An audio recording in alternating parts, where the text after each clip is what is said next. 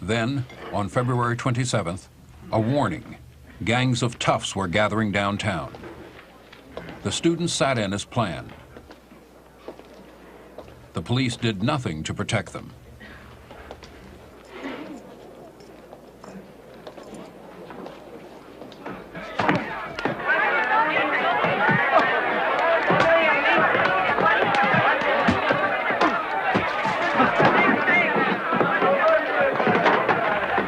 The students remained true to their training in nonviolence.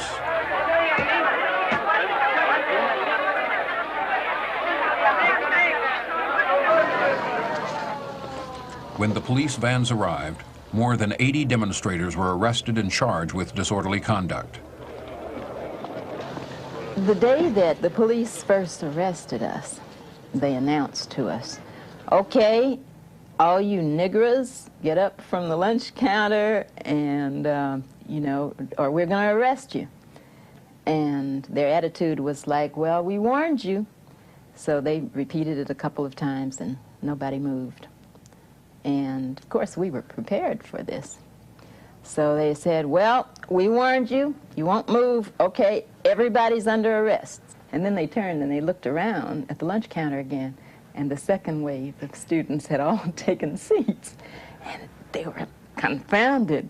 They kind of looked at each other like, "Now what do we do, And they said, "Well, okay, we'll arrest those two." And they did it. And then the third wave. And no matter what they did and how many they arrested, there was still a lunch counter full of students there.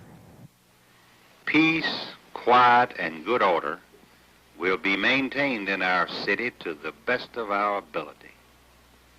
Riots, melees, and disturbances of the peace are against the interest of all our people, and therefore cannot be permitted. Racial issues now threatened to tear the city apart.